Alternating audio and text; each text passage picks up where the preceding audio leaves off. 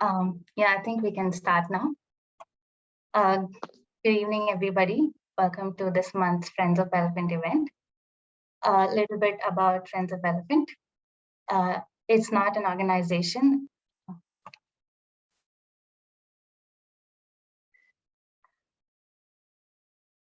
Yeah, sorry.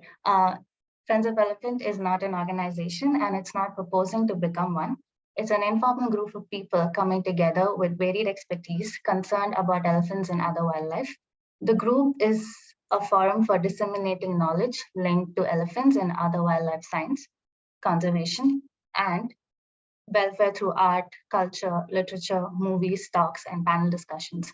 We have been conducting these events as offline events since April 2014 and from 2020 as online events. Our expectation is that people who have attended our events gain knowledge in a very informal way and also on their own and or with their proximity to the people from policymaking, helping in developing appropriate conservation and welfare measures for wildlife, including elephants. So a quick overview about today's schedule. The topic is on collared elephants. First, we have a talk by Mr. N. Mohanraj about experiments in perceptions from collared elephants, and then later a conversation session with Aritra Kshettry about communications from collared elephants. And then in the end, we'll have a Q&A session moderated by Sanjay Ajanikar. So a little bit about myself. My name is Anza Simon. I finished my master's in ecology from Pondicherry University in the year 2022.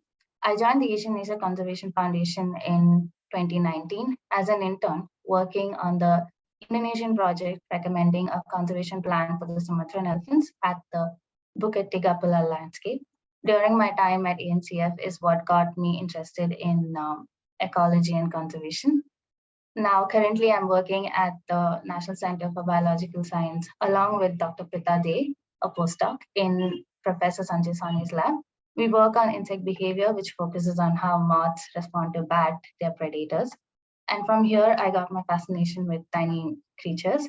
I'm delighted to get this opportunity to introduce this introduce this event. I look forward to this event. So first we move on to the session, the talk by N. Mohanraj, and it's on experiments and perception from collared elephants. A little bit about Mr. N. Mohanraj. He's from Nilgiris, served as a section officer quality control at Hindustan Photo Film Manufacture Company in Ooty, Nilgiris. He was an honorary secretary, treasurer, joint secretary, and executive committee at the Nilgiris Wildlife and Environment Association for more than a decade. He currently is a trustee at the Vattakennal Conservation Trust, Kodaikanal, Tamil Nadu, working on the use of GIS, remote sensing, and eco-restoration, and also elephant conflict database for South India. He is developing low-cost technical solutions for human-wildlife conflict by means of an early warning system and low-cost electrical fence. He is also working towards a low-cost tracking device to monitor conflict animals and working with drones and photogrammetry software to survey forest fringe areas to prevent encroachment. In addition to all this, Mr. Mohanraj is also monitoring male elephants at different landscapes. He also works as an advisor for WWF India. And without further ado, over to you, sir. Stop sharing.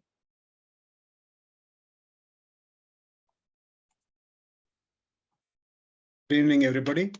Hope I'm hearing everybody. Can you hear me loud and clear? Yes, sir. Yeah. So I straight away go into the presentation. I have to share. Okay.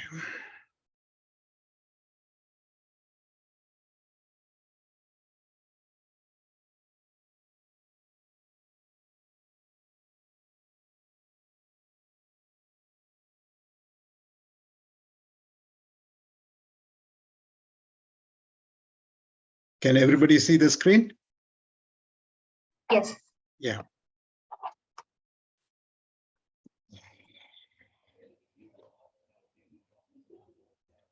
So what are radio collars? Radio collars are a small device, which is an electronic device which transmits data, or it could transmit a pulse. Radios have developed very much. Every one of us, I'm sure, in this room, as carries a cell phone, which is a very sophisticated radio. And the radio collars for elephants had evolved over time. Initially, it was a radio telemetry. We will talk of those in detail in the next few slides. Then came along GPS, and with the GPS, we add satellites also. Sir, I'm sorry to disturb you, but the screen is not in, it's actually in presenter view. Can you change it to the Okay. slideshow? Okay. Yeah, 1 minute.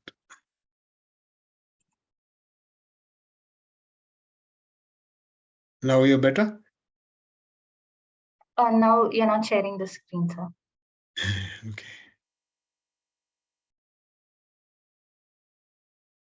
Yeah, thank you, sir. Okay. Yeah. Oh, you're okay. Yeah.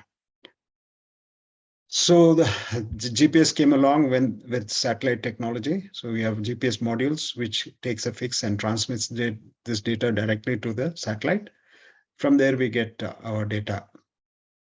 Now, this thing is not okay. So next development came along with the cellular phone. We have a GSM, which is a GPS fixes again a location and transmits the data using a GSM network. Then comes along the IoT, Internet of Things, which has LoRa network. And the LoRa network has low orbit satellites, which can add sensors to it. And we can have a very low cost device looking at it. Presently, we have much more development in the form of low Earth orbit satellites, which will change the way we communicate and talk to each other. So would the callers. We would go into these in detail. What is radio telemetry? See, the radio, when it was invented, it started sending out small beacons. That is a bip. So that was converted to Morse code using a dot and dash. We have an array of communication. We could communicate nearly to the whole world if you had the right antenna and the transmitter. Once that became well, it changed to voice transmissions.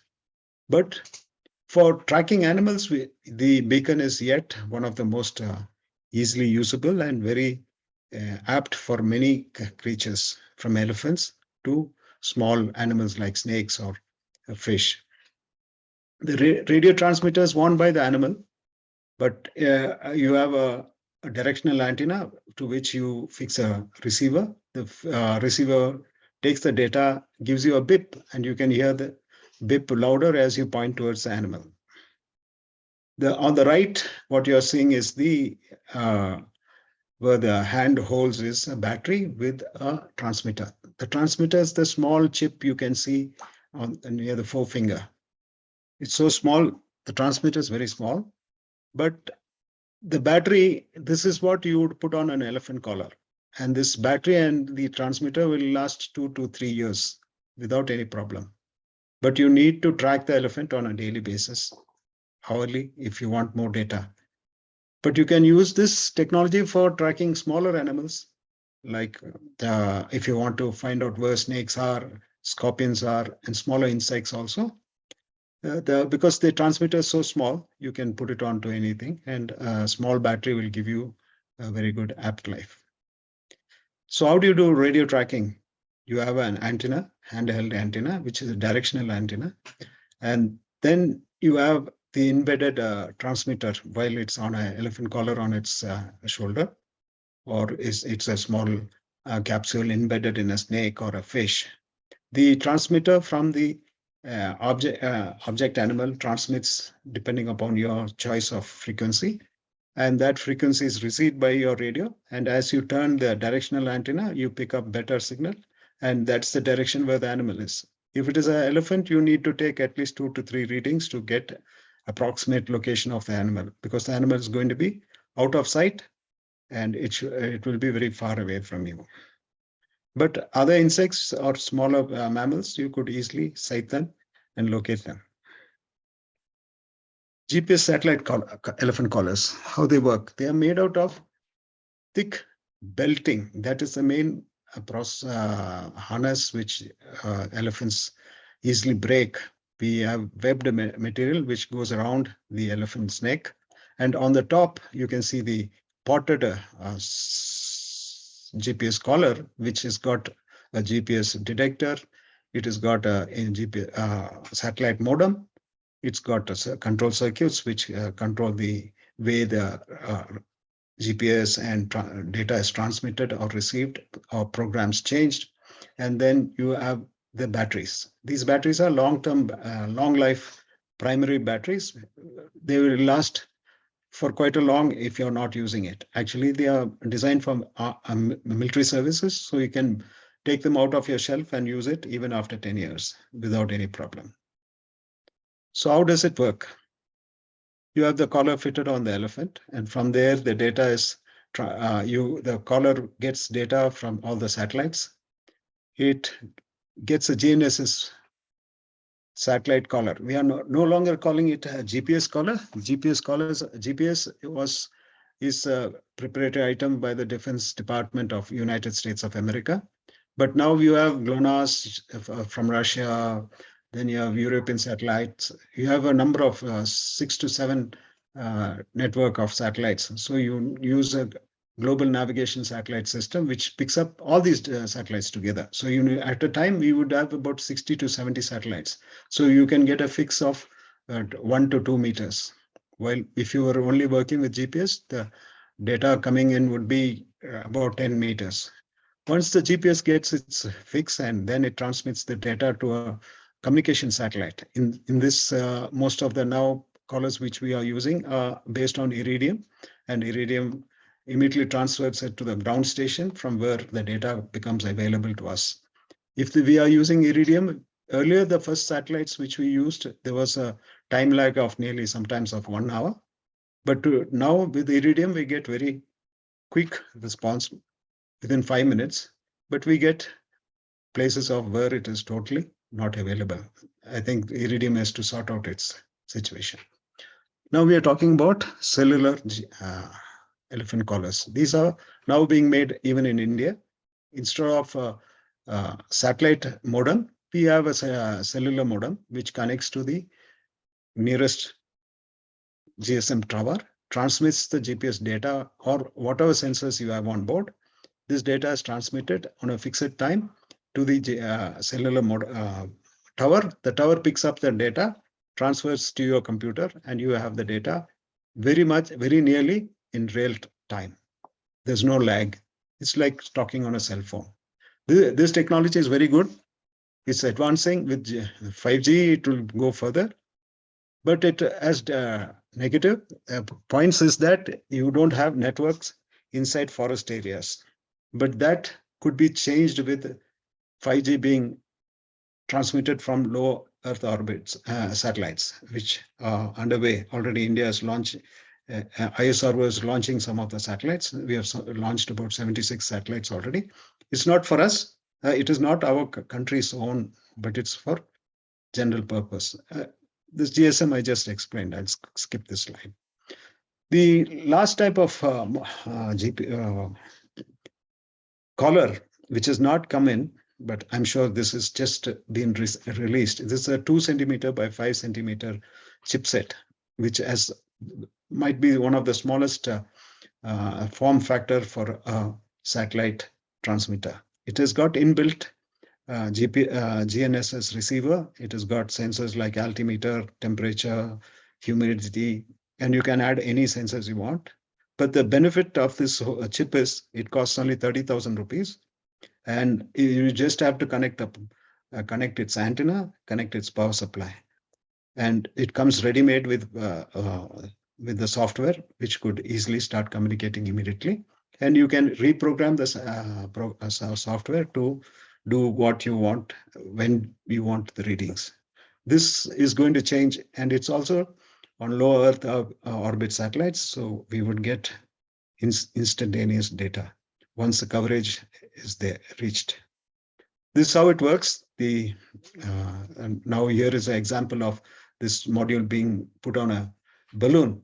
The balloon transmits the data of its location and whatever sensors on board to the orbiting satellite, and that satellite sends it to the ground station from where it becomes available. This data is so freely available that you don't need sophisticated, even a large computer or a laptop. It could be also accessed using Raspberry Pi. Usually when you subscribe or buy a radio collar, you pay for the hardware, the radio collar part, and then you give a large subscription to get data from the collar to your computer.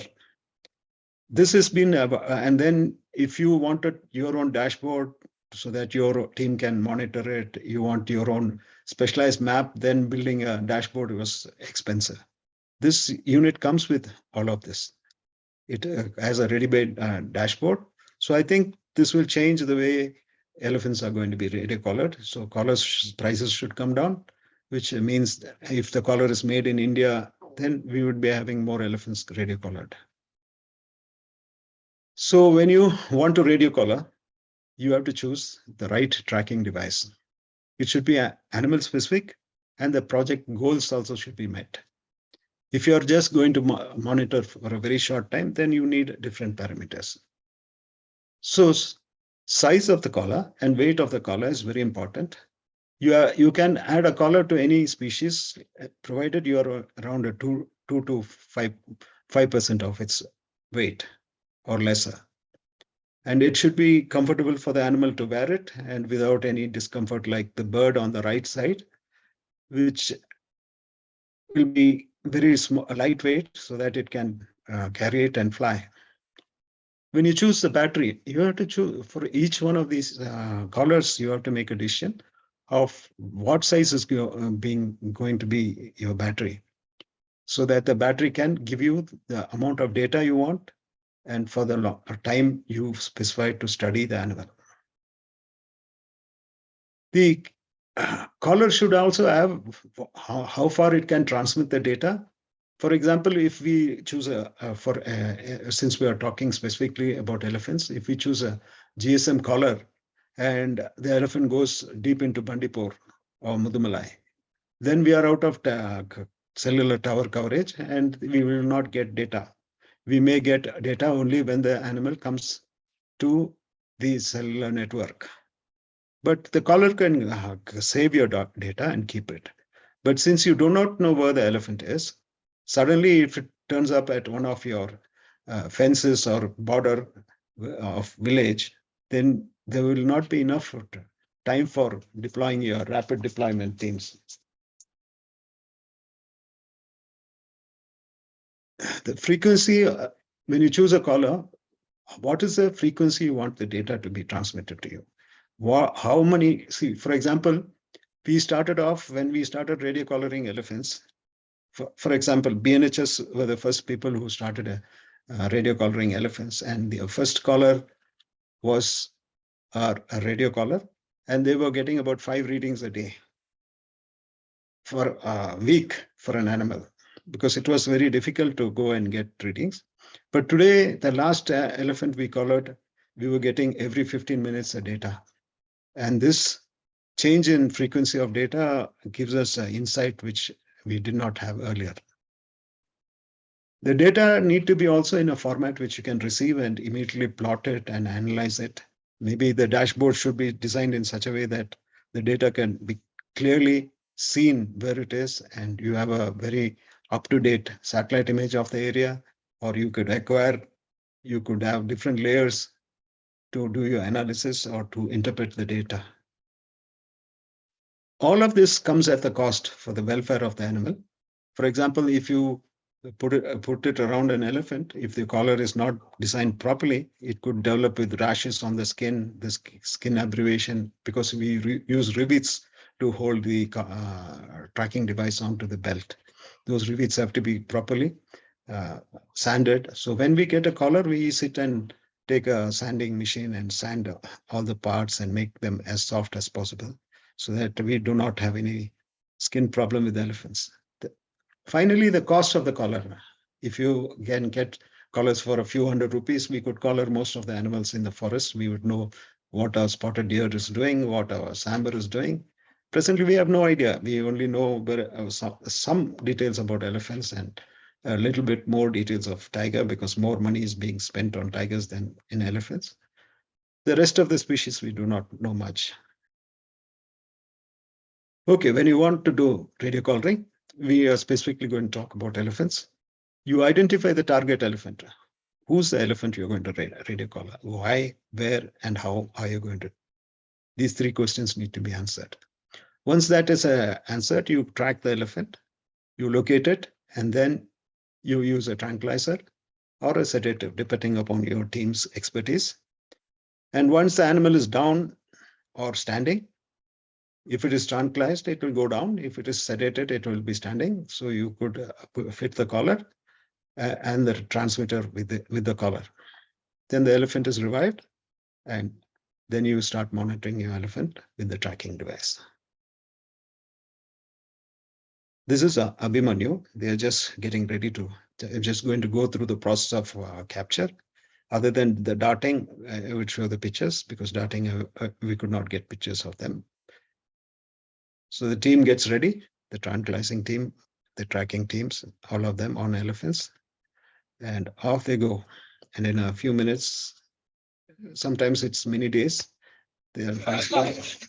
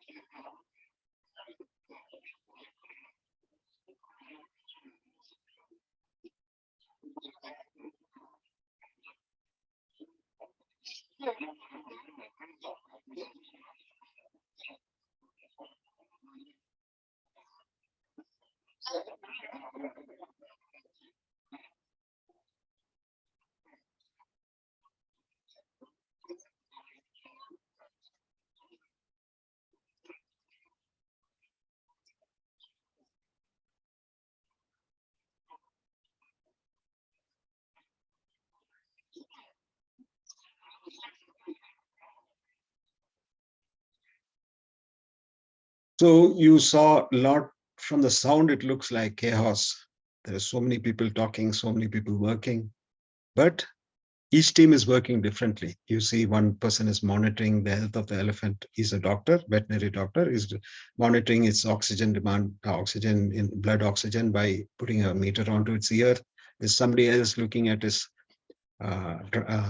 breathing, while the team which is involved in collaring is measuring, getting its physical parameters of the elephant. So each team is doing its work. There are many onlookers, but there is a small team which is efficiently working. And you see the rope, thick rope. These ropes are specializedly made by the tribal communities from forest plants. So without this rope, you cannot capture elephants because when they would put on, you put them on chain or nylon, they would damage their feet and then you will not be able to release the elephant into the wild. Once captured and all the ropes are attached, the elephant is revived and he slowly gets up, actually initially starts fighting everybody, fighting the elephants in front and at the back. So usually all the captured elephants, first thing what we do is we blunt the tusks so that when it really hits our kunkis, it will not do much damage. The elephant is led like this with three kunkis, one in the front pulling and two at the back holding it back so that it cannot run away in any other direction. Initially, it tries to do all that. It is very difficult thing for an elephant when it's captured. becomes very hot. So periodically people have to bring water and pour it over it to cool it. Sometimes it becomes so tired that it's not able to walk. It lies down.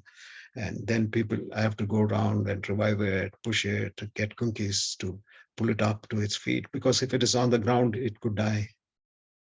Finally, it reaches the boarding center and there's the truck waiting, and elephants now, the elephants all push them onto the board, and the truck, the ropes are used to tie the elephant down, and then the truck leaves the location.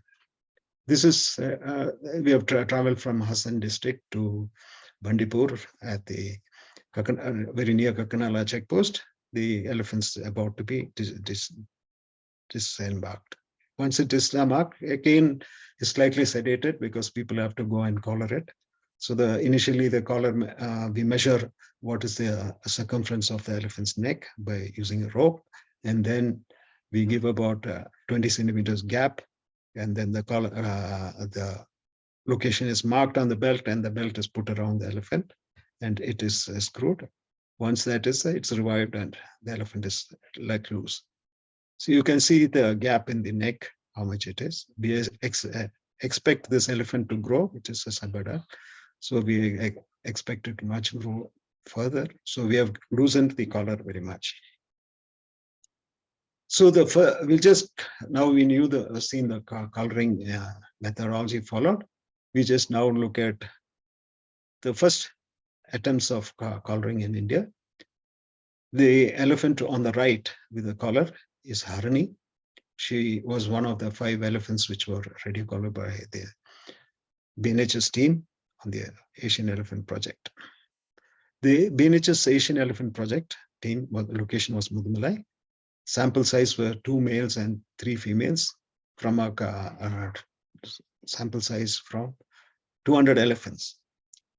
The period was from 91 to 93. The methodology was that each time, each animal was to be located 5 times a day and month, during which the vegetative study of the area and other interactions with the animals were done. To look at it, people may think, what is this 5 readings a month? Was it enough? But getting 5 readings, locating with the radio is a very, very difficult chart. And those days, the roads were not there much. They had to do mostly on foot.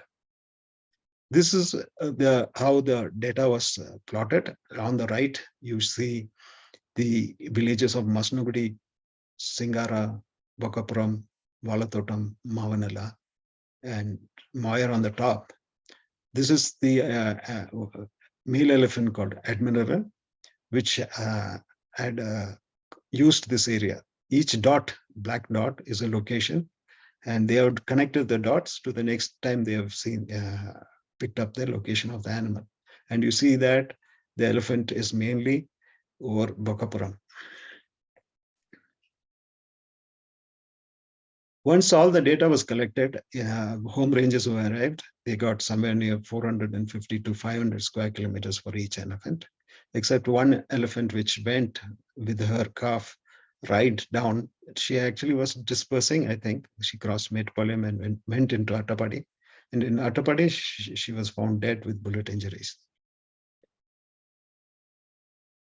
What did the outcome of this study was then people realized that protected areas alone could not hold elephants because the reserve forests were equally important. So their focus shifted, was brought on to the villages of the Sigur Plateau.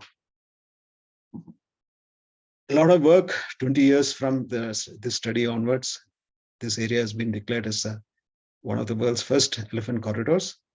It has gone through a couple of courts, Chennai High Court and Madras High Court and Delhi, Supreme Court at Delhi, and it has now become law by protection. Our own first experiments from WWF, we had got permission to collar 4 elephants, and we had got collars. And we were stationed in Coimbatore, and Coimbatore was at that time, continues to be facing high conflict. We collared a female in the morning. And we had an unfortunate incident that day. We lost one elephant, and so the collaring stopped. And this elephant also, the first elephant we collared, dropped its collar within the next 2 days. But it gave us what little data is there. It shows us that Coimbatore doesn't have elephant habitat. The hills, the forest is so narrow, strong, steep hills. So the elephant has to move from place to place if it is going through human habitation. This has now been proved.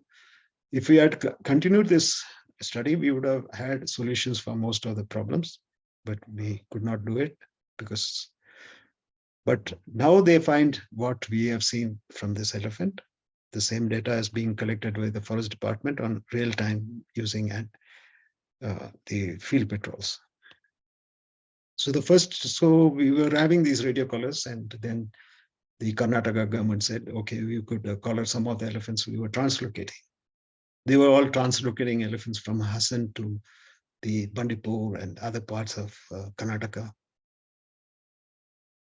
So this was the first elephant which was captured. We saw how it was captured and brought to release site. And as it was released near Kakanala, near the Tamil Nadu, Mudumalai Bandipur border. It just for a couple of hours, it went into Tamil Nadu, and then it started moving north. So you can see each color is a day, and you can see every day progressively moving eastwards, but keeping north. Even though there is very good habitat in Wayanad and Mudumalai, it did not go. It just kept going north. This is what they say is the homing instinct of this elephant. It kept going to Nagarole. Once it reached to Nagarole, in the way, we tried various ways of trying to stop it. We used jeeps, we used cookies to try and divert it to another direction, but we were not at all successful. The elephant kept moving in the direction it wanted to move, and it went. Once it went to the border of Nagarole, it went to the eastern side of Mysore district, where the area is highly cultivated. Presently, this is not a good map to show what I'm talking about. It doesn't show, it shows only the forests. On the eastern side, you have very good agriculture. So you can see that the elephant was not able to go very far or cooperate very much. It was pushed back every time it tried to cooperate by the people and the forest department. And it has got an electric fence, and presently it has got very strong barriers which stop elephants. But on the left side is the Coorg district, which is coffee. The hills are full of coffee, and the valleys are swamps. Originally swamps are now paddy fields. So again here we have trenches and fences, but there are many breaches in the fences. So the elephants all went in, and you can see how he has been cooperating. And somewhere in the middle of the one of these coffee estates, the collar was dropped. So we have lost contact with that elephant. But it has given us an insight that if you enforce protection of elephants from going outside forest area, elephant will keep inside. But if there is no control, elephant will go wherever it wants to go. This is one of the last photographs we have got. We have got a lot of data about this elephant, but it's a small talk, very little time. We can talk many elephants we have to discuss. The second translocated elephant from Assam, it was an adult male. Again, he went through the same process of the first elephant, how he was captured, he was put on a lorry, he was transferred to, again, about 120 kilometers, 90 kilometers to Bandipur, and he was released. He was released again near Kakanala. But in this case, what had happened is our radio collar stopped working. The GPS was not giving us readings. So we had to depend on the radio telemetry alone. So you can see there are few dots only showing where it was. The elephant actually came south. It came into the area where BNHS studied all those villages of Singara, Valatotam, Bakapuram, Mavanala. Then it went further into Siriur, Anakati, and to Manglapati. very near Tingmarada. It came back along the Moyar to Moyar village, crossed again back into Mudumalai, and started heading westward. But this elephant went into Wayanad and crossed into Wayanad. It reached Kabani. Kabani, what had happened is, by surprise, we were very surprised. The radio caller started working, giving us data. So you can see you got a very good data after that. But all this while, he had taken many days. You can see the dates of each reading. He had taken many days to reach Kabani. Once he reached Kabani, his speed changed. I think at Kabani, he either met some other elephants who were going north, or he had been to Kabani, so he knew all the paths, and he went fast. He crossed and went to where he was captured, that is Hassan district and Hemavati, backwaters of Hemavati. It was 100 and odd kilometers. He traveled in just 10 days. But he wasn't stopping to graze. He was grazing along the way, but moving steadily northwards. So this elephant, we have data for another year where he stayed in coffee estates and occasionally raided the paddy grown in the valleys. But the population of elephants kept on building up in Hassan. So they had to, government of Karnataka had to recapture many of these elephants and take them to other parts. There is a whole paper on this, how to overcome this and what to do. The third elephant which we collared for Karnataka was the Arsikare elephant, which supposed to have killed a few people, which went through human habitation from the eastern side to the western side of the forests of Mysore. So he was captured and brought. The day he was being captured, he actually killed the range officer's son, who by fate walked into its path. And he's brought here by lorry again, but this time the decision was taken that he will be released in the Kaveri Wildlife Sanctuary. So when he was released in the Kaveri Wildlife Sanctuary, he spent a few days walking along the Kaveri, mostly along on the side of Tamil Nadu. We thought he would get integrated, but again, he started moving northwards, went very far, nearly reaching Banarghata. Then you can see he has done some crop raiding, but the majority of the time he has been inside forests. I do not know why, but there was all agriculture all around. He did not do much crop raiding, but then he started coming back towards the Tamil Nadu border, and there the collar had fallen, and we lost contact of this elephant again. So 2 out of 3 elephants, 4 elephants which we collared, we have recovered the collar for 3 elephants, and 1 was captured. This is elephant is called Vinayagan. He's from Coimbatore Forest Division. He and Chinnatambi were creating havoc every day, raiding crops along the borders of Coimbatore, but they didn't harm anybody. They were the most well photographed elephant of that area, and everybody loved them very much. Manigandan. Somebody is drawing something. So Vinayagan was with Chinnatambi. Both of them had worked together, and they used to do crop raiding together. So both of them were captured and translocated.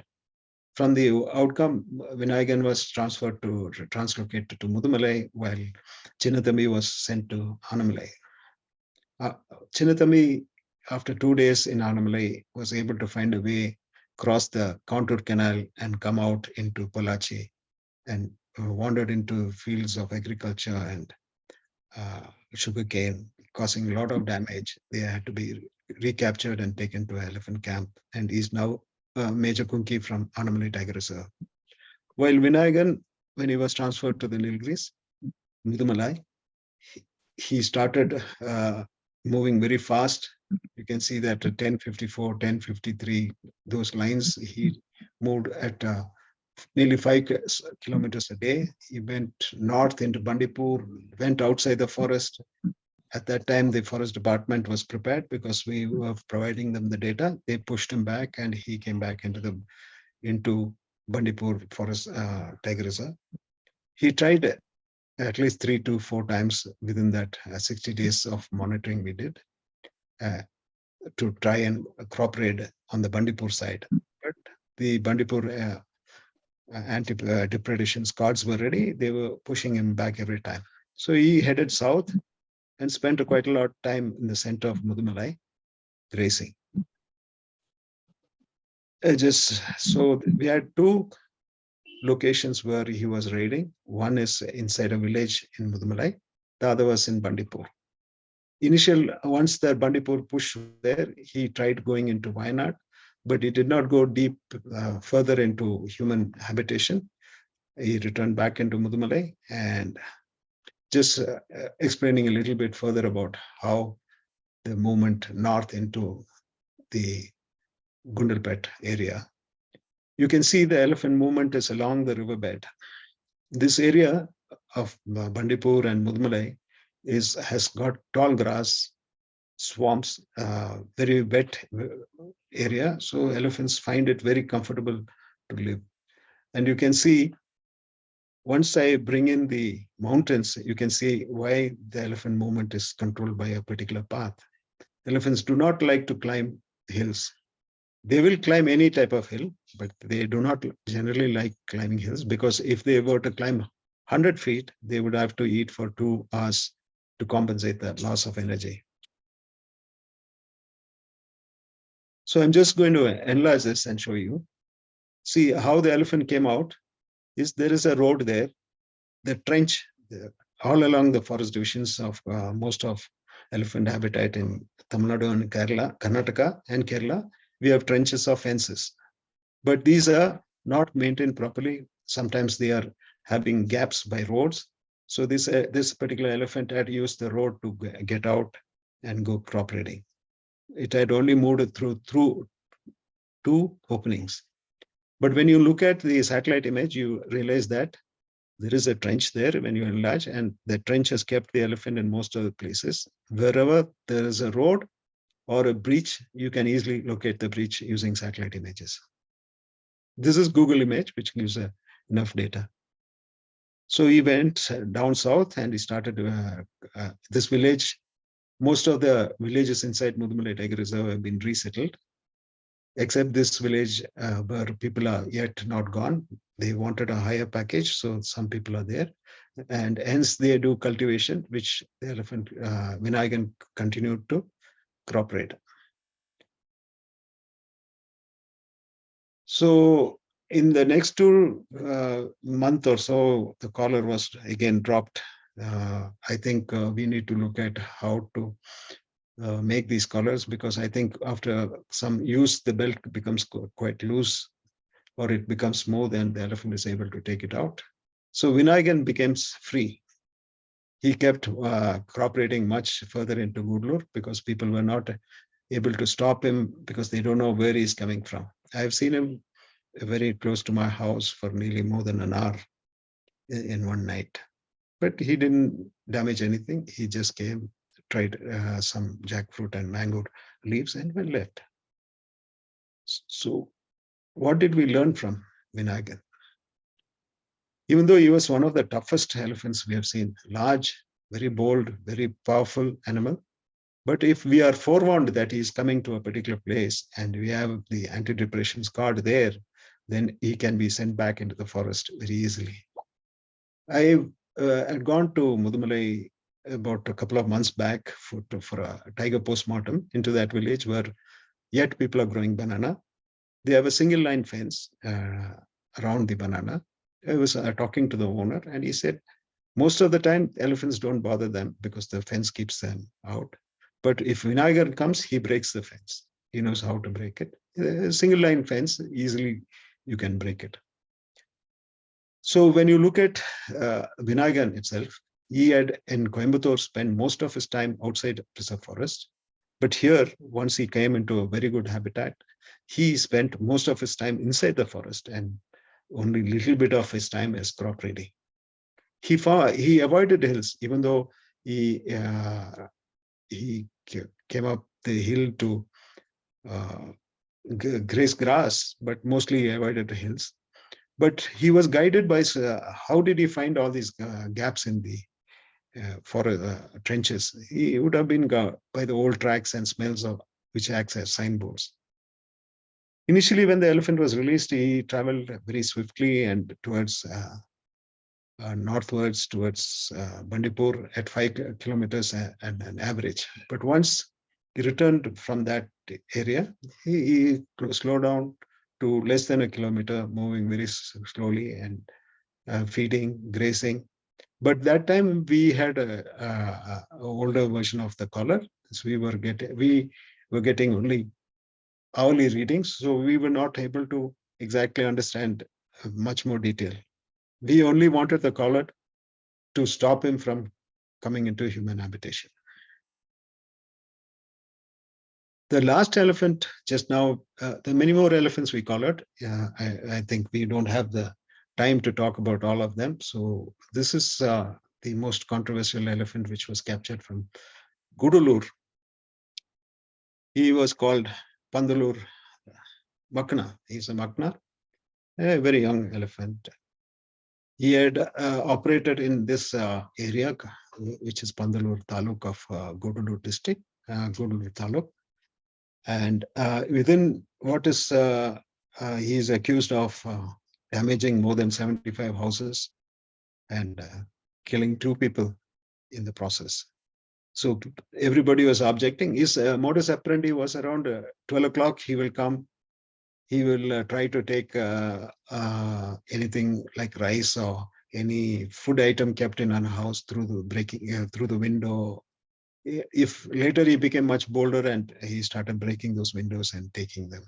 Later he started pushing down doors, and sometimes when he did, he pushed down the whole wall. So he was becoming a big problem. So he was captured and he was translocated to the eastern side of this landscape, which is the boundary of Mudumalai and Satyamangalam.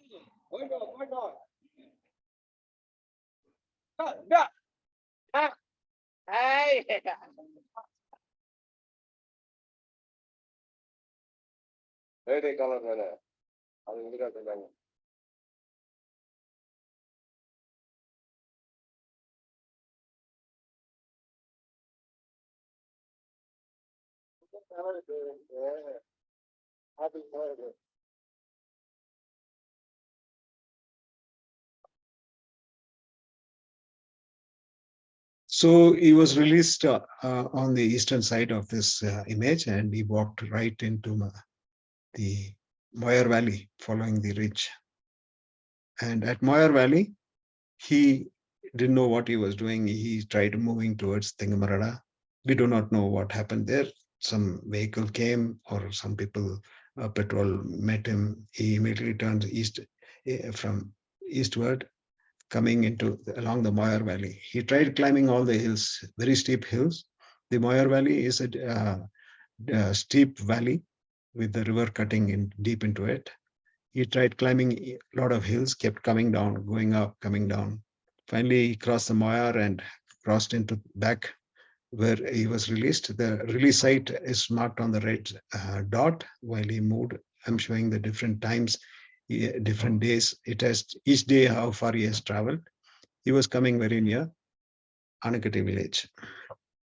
Anti-depression squads were deployed so that if he comes, the fear was that he would come into any of these villages and start raiding them like earlier what he was doing in Gudalur.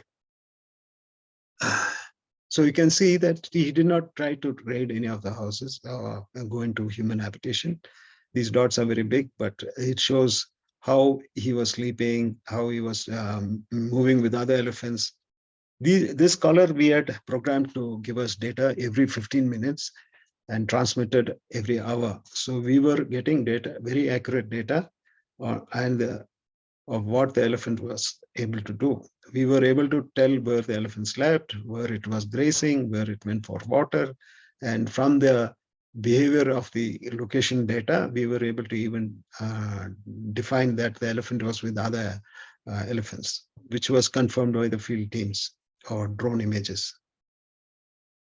He was very free. Well, there were a couple of herds of elephants which accepted him without any problem. He was, whenever the anti-depression squad saw him, he saw them, he would go deep into the herd and be in the center, hiding between other adult females, so people can't even move with him. So he was quite safe and doing well. I don't know what happened. Suddenly he started moving westward towards the Mudumalai tiger, core area of Mudumalai tiger, yet in the Sigur Plateau. So one of the projection is, I thought in 15 hours he would reach one of these 3 villages. So we wanted the forest department to be alert and get there. But he avoided that and he headed towards the Lepakada forest village. There, everybody was ready. We had Kunkis to try and stop him. But in the middle of the night, he just sneaked across the river. Even though Kunkis were posted all around, he avoided everything and went northwards. But all these whiles, we found that he was accompanied by other elephants. There were, especially when he moved into Mudumalai, there was another tusker moving along with him. But we were not able to get any photographs of either of them because they would avoid the Kunkis and run deep into thick vegetation and hide. So finally, after it nearly 30 days, actually, the elephant reached Wayanad. And it reached the Sultan Batri town, very near it. So when you look at this, we see there are major situation in the process where this elephant moved and what happened. When it went into in number 4, he was tried to stop by Kunkis, but he crossed into Bandipur. At Bandipur, there was a host of jeeps, petrol jeeps, which again pushed him. So he went westward again into Mudumalai. Then we find a very particular case in 6, where he reaches the main road between Sultan Batri and Gundalpet. He was sleeping. From the radio collar data, we know that he slept just about 200 meters from the road. And then when he woke up and started moving, he suddenly deterred and started moving parallel to the road.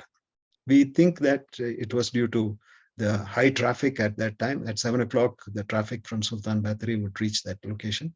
So the traffic kept him from crossing the road till about 5 p.m. in the evening, and then it crossed and went in. At number 7, we do not know why he was heading westward, and suddenly was pushed, turned around and started going south. Again, at this location also, there were other elephants, but we have no data from of anybody seeing the elephant. Then he reached the 8th point is Sultan Batri. Sultan Batri is like a peninsula. It is jutting into the village. The forest is jutting inside. And we were monitoring, actually, the day he reached Sultan Batri. I happened to be in Sultan Batri for a discussion with the forest department on another issue. I informed them that the elephant has reached them, and they were very confident that the elephant would not be able to come out because they have a 3-layer fence, electric fence, trench, and metal barrier. So they were confident that it could not come. So you can see that the elephant was walking up and down the boundary of the Sultan Batri forest.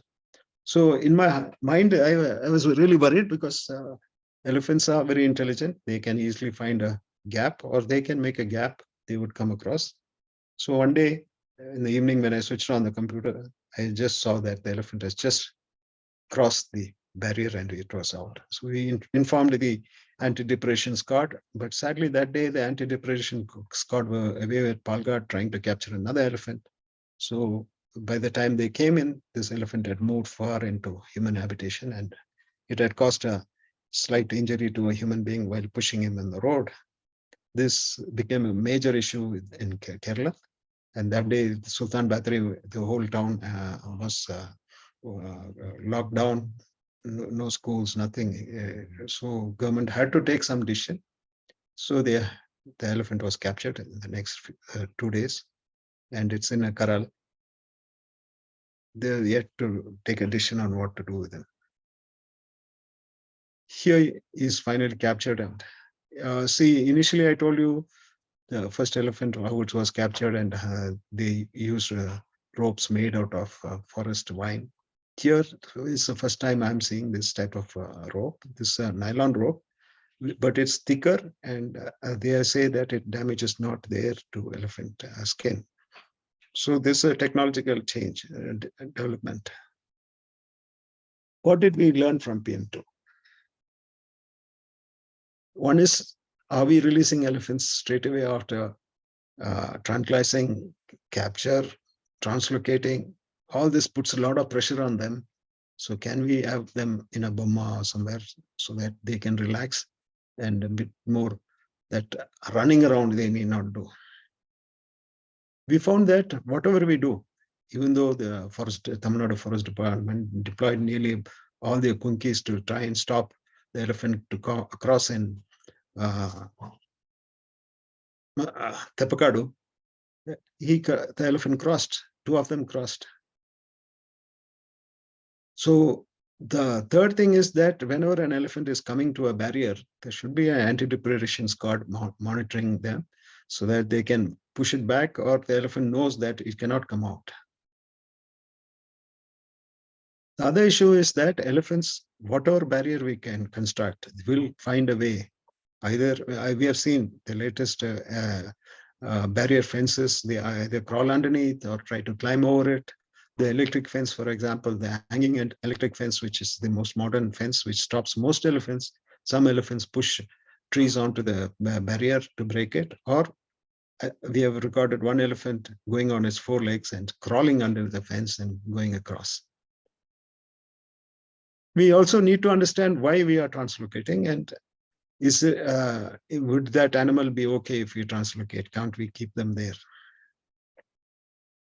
We find that, see, even though a lot of people say that our habitat is gone, weeds are taken over presently, yet elephants are able to eat, drink, and be very well, especially with the last 2 elephants we have seen, because we are able to monitor them better because the radio collars are able to give us more data.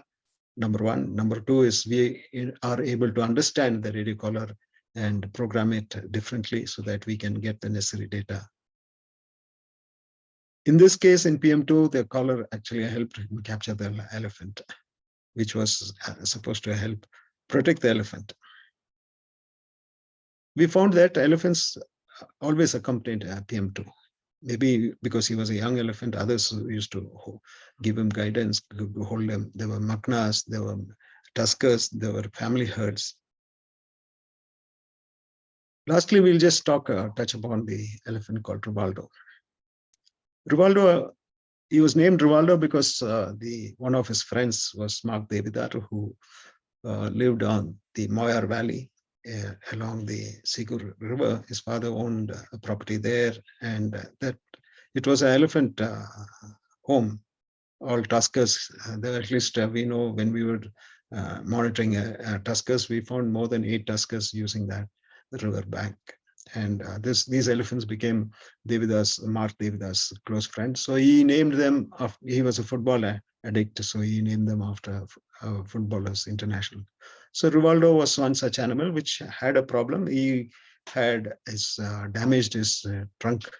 Some say it was cut by nose, others say it was an explosive. We do not know. 20 centimeters of its trunk, along with his fingers, had got cut off.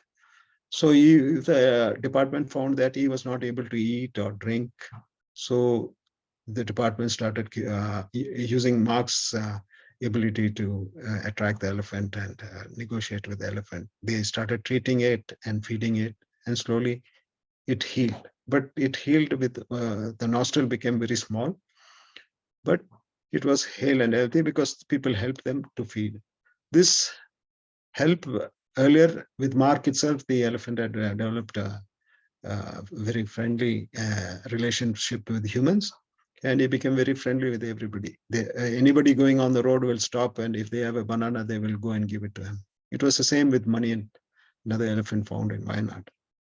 But this became a perennial problem with a lot of local people. They started objecting, mostly the non-tribal people, saying that this elephant could hurt their children or do something very bad. So he's coming into the town in the daytime. So he was, people wanted him to be captured and translocated. The government at that time thought they could take him to the camp and make him a kunki. But the doctors were not able to tranquilize him because of his nostril breathing. They were afraid. So, but by attracting him to a corral, they held him for, enclosed him in a corral. He was there for 90 days without addition because there was a lot of conservationists lobbying for his release. There was international pressure. It went to a very high level. And that time we had a change of government, change of heart, and he was released with a radio collar. He was transported about 30 kilometers to the furthest part, northernmost part of Mudumalai and released. He came back within the next 48 hours. So we have a lot of data. We have recorded data every 15 minutes. We have about 50,000 points. And it gives a lot of insight into it, but the time we cannot talk about anything. We can just tell you this, just bare points. So this is the whole data. You can see that the high density on the right side is 2 villages, which is Mavanala and Balatota. The central village longwise is the Masnugudi, and leftwards is Mudumalai, where he went into Mast and moved there. He's presently reaching Mast. Maybe in the next 2 months, he would be going back. And when we analyze everyday movement, this is what we get, how he has moved and where he has operated. His main operation has been the villages of Masnugudi, Mavanala, and Valatota. And this is all the data. From this, what Rivaldo showed us was that there were forests inside human places, which were actually forests in government records. So we were able to get more areas, and the landscape would change by this work. I think I'll stop here. Thanks everybody for your patience. Thank you, sir, for these great insights on the process of radio collaring and tracking. We'll move on next to the conversation with Aritra Kshettry. Yeah.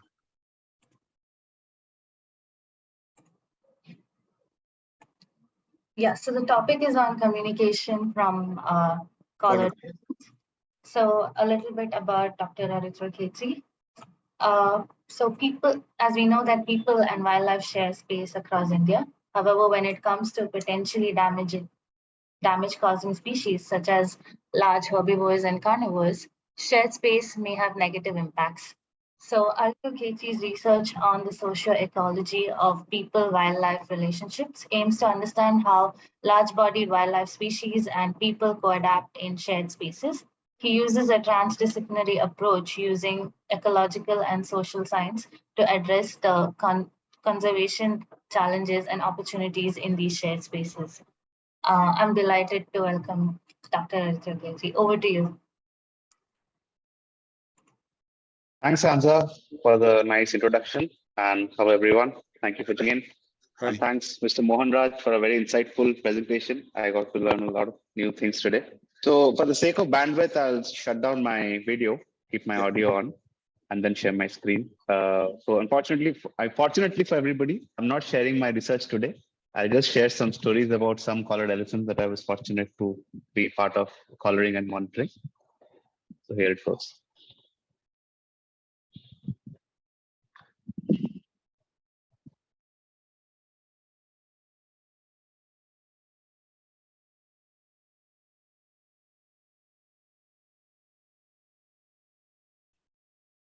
Okay, is the screen visible?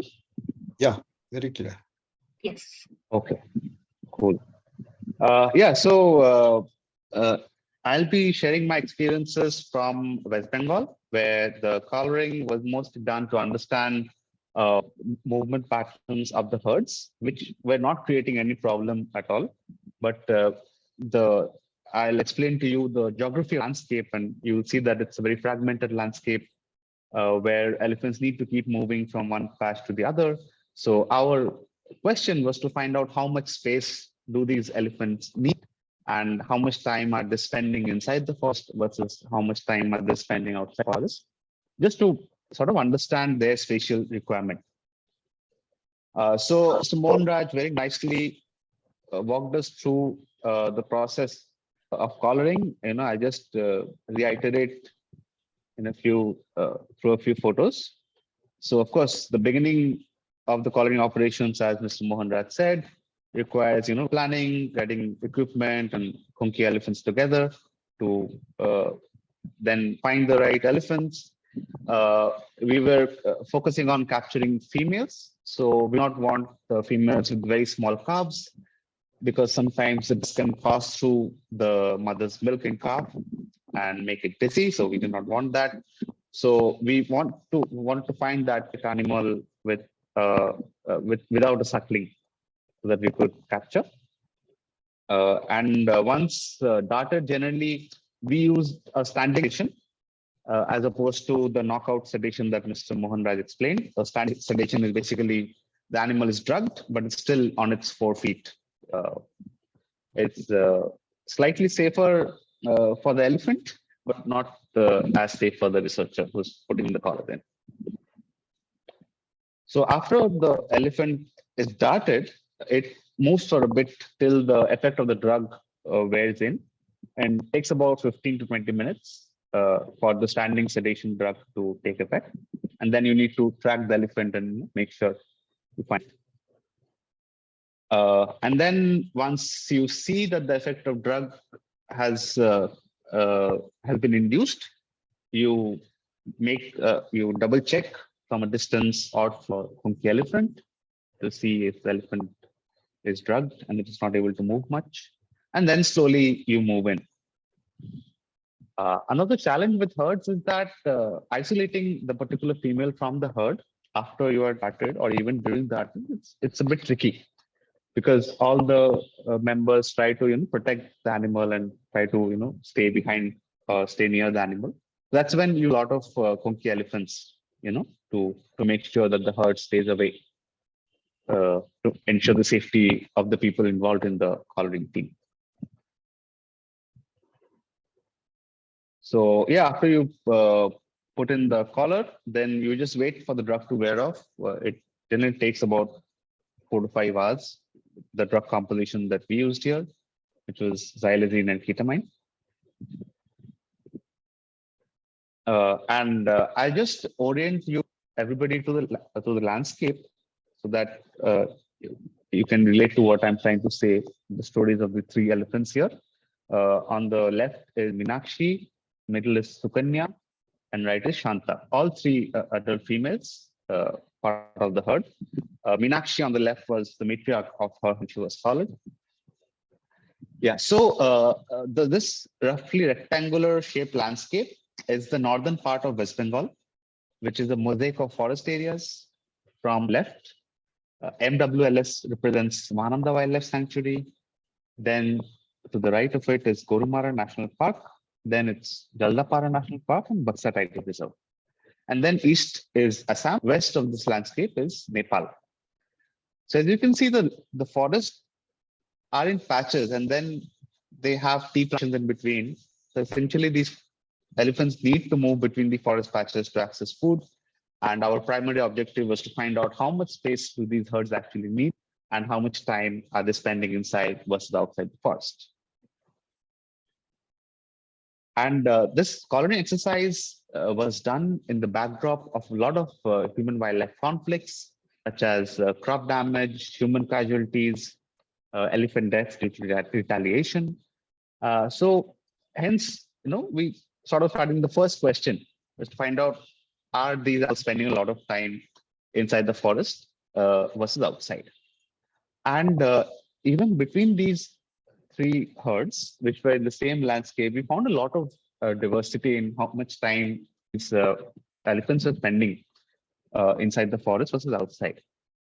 So here, the green and yellow polygons represent forest areas, reserve forest and protected areas. And the brown dots are all the locations of the elephant. So the elephant was collared somewhere near the right-hand side of your screen. And during May season, it went all the way to the bottom left corner.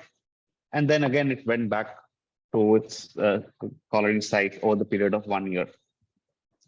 And so the Shanta spent most number of time, number of locations were found outside the forest areas. And later we also saw how that can be correlated to the degree of fragmentation in the landscape. So if I compare Shanta's with Meenakshi's location, you can see Meenakshi was not spending much time inside the forest at all. Okay, there are the yellow polygon, the orange polygon rather, is national park. It's the Gorumara National Park, but nobody told Shanta that this is where she was supposed to be. And she was spending most of her time outside the confines of the protected areas. However, she was mostly spending her time with her family in the forest areas. So there's community forest, reserve forest, and also there are hills which are not inhabited by people. So these elephants were spending more time in these areas, and there were very few instances of damage recorded by this group. So in comparison, this is Sukanya from the Ajanicar National Park. And we can see that almost all the locations are within the national park boundary. Even though you can see the shape of the park is such, there is like an enclave of human habitation, right? Inside the forest. But the elephants have never stepped out from the national park boundaries. It's as if the national park boundary was somehow hardwired into these animals. So I think I showed you these comparative move routes and location images to highlight that point, is that there is a lot of individual variation, not only in males, as Mr. Mohanraj explained, but also in the movement of the females and their herds. And it has a lot to do with the degree of fragmentation landscape, what is the quality of the habitat, what is the quality of forage availability, the diversity of forage availability in that landscape. So just whatever I showed you visually, showing the location of the elephants in the landscape, we graphically checked if our observations are actually accurate or not.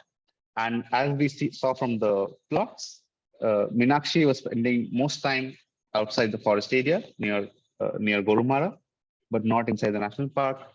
Shanta in the eastern side of the landscape was spending also, significant time outside protected areas as well. But Sukanya, the female, the herd which was collared in Jaldapara, hardly stepped out from the national park boundary. And their daily movement again varied from herds to herd, and also it was a function of the fragmentation in the landscape. You can see the first two plots, Shanta and Meenakshi. Their daily movement was around 6 to 7 kilometers, and they were also using a very fragmented landscape. Okay, as the map showed. However, Sukanya was inside the national park, slightly more contiguous landscape, and hence the daily movement requirement was also much lesser. And just based on the plot, you can see that Sukanya's movement was actually significantly less than Shanta and Meenakshi. And that trend continued even through the monthly movement of these elephants. You can see Sukanya, who was in Jaldapara National Park, had to move much less because she did not have to cross human use areas and make those long distance movement between forest patches. Whereas Shanta and Meenakshi and their herds did traverse a lot of human use areas because landscape was more fragmented, and hence, their monthly average movement was higher. But there's also something to be discussed here is that if elephants are moving more through human use habitation, there's also potential for interaction with people, which could lead to losses on both sides, both for people and elephants. And hence, conservation from the elephant's perspective always advocates, large contiguous habitats. However, elephant conservation is still possible in landscapes which do not have contiguous habitats, and elephants are known to adapt to such landscapes. And this is a good example of how elephants adapt, by changing their, movement route, how much they are moving per day compared to when they're inside the forest areas. These are adaptations that the elephants do to access human use areas. So that's about, it from my side, very short presentation. And let me just stop sharing the screen. And if I'm permitted, actually, I had a few, suggestions from Mr. Mohanraj. So Sanjay will be moderating that session, right? Can I go ahead and ask my questions now, or how do we do this? Yes, please, Aritra, you can go ahead and ask questions. Great. So, Mr. Mohanraj, I was very, enthused to know about these new technologies that you were talking about, especially these Internet of Things, long-range collars, and low-orbit satellites. Yeah. So, I'm very curious to know, when can we actually see these collars coming in and being used in India, and what's the timeline? Because, as you said, cost is very prohibitive, and that's one reason why we, cannot undertake these operations large scale. So, I would be very, very curious to know more about this from you. Yeah, see, we tried the IoT collar. I didn't put it on an elephant, but we put it on a jeep, and we drove along Sunai Rupa. We had set up a repeater in Sunai Rupa in Assam, and we tried it. It was working quite well, but we could not take it further because there were a lot of money investment needed to do such a thing, while using LoRa network, which is what Smart Parks Netherlands company has set up in Africa. So we thought we could evaluate that and try and do it in India, but we found that it was very difficult to cost-wise. By the time we had this low Earth orbit satellites, which said we could have LoRa network. There is a couple of companies, Australian company and a Netherlands company, which has low Earth orbit satellites, which acts as gateways for LoRa network. So you can actually have a LoRa GPS connected to a LoRa transmitter, and you can connect it to the satellite. And the costs of that unit was very low, but only problem was the frequency they were using were for European countries, and the frequency India had defined, our telecom department had defined was none of the equipment was suiting for that, what was available in the market. But suddenly the last couple of months, this new technology which uses on board everything on a 2 centimeter by 5 centimeter board, which can act as a modem, come GPS, come a controller, come battery, a regulator. Everything is inbuilt into it. All we have to do is connect a battery and antenna, and you've got it. So I plan to make a collar in the next few months, at least once I am able to import this unit. Should be setting it up. It should cost around 30 to 50,000 rupees to make the prototype. And after that, if we do a bulk, we should be able to reduce the money. And India is also launching a lot of satellites with the low Earth orbit satellites. So they expect a lot of changes in the coming year. And the technology, everything is shrinking. Every 2 years, it's shrinking by double the size. So we will have very small things. LoRa, I thought, was very good. Later, I think this is too big an audience to talk about something specific. We can some other day talk about this technology. I have most of the equipment. I have a LoRa-based GPS and repeater two gateways all lying at home, imported from Netherlands to some of the top these things. Yeah. Well, please, Aritra, please go ahead. No, I just had a follow-up question. So the single module GPS that you were referring to, the latest development. So I'm assuming the battery consumption would also be much lesser because of the size. Very much lesser because it's using low Earth orbit. Right. Yeah. So the overall, because currently, we are using these AWT collars or the, anemone collars. They're weighing about 15 kgs, and bulk of it is for the battery pack. Yeah, and the counterweight also. No? The counterweight. 8 kilos. So if this collar can be made smaller, that's my thinking, then we need not have the counterweight. But we need a counterweight if we are going to keep this, because it's a satellite collar, it needs to be on the top. It needs to be upright. Yeah. Yeah, we have used a collar which is on the bottom, Vetronics collar, but we have a number of issues with it because often we don't get data from the collar. There are gaps in this thing. While AWT, we never had that. You saw how the collar was moving. Yeah, we got. You used a GSM collar, or it's AWT collar only? All GSM collars. AWT as well as anemone. Okay, very good. You got good result from GSM. No, GSM is also going to change now with 5G coming in, and they are talking about putting 5G on low Earth orbits satellites. So we'll have GSM would be one of the technology which will help us in the future. Very much. Absolutely. Yeah. So the landscape also here was so fragmented. So the forest also had good network coverage. That was an advantage that we had. Yeah. Which we can't afford in the Nilgiri Biosphere Reserve. We have large forests. Yeah. But for 5G, we have to wait and see. So I have dropped the idea of LoRa network because I think because of the frequency, mainly because of the frequency. The Indian government has defined a frequency which we can't use. All the manufacturers are in different frequency. So LoRa I have not dropped, and I think I'm going to follow this up. Maybe we can keep in contact and we can absolutely. Yes, definitely. Yeah. Aritra, you may want to go ahead, and if you have any other questions which you want to take it as a conversation and not really question, please feel free to do it, or else we can take up the questions. Yes, Sanjay, I'm seeing a few questions in the chat box. Right. Do you want me to have certain discussion on certain points, or should we jump into the question? That's a question to both of you. Yeah, so maybe some couple of points that I wanted to run past Mr. Mohanraj. Sure. So one is this idea of geofences.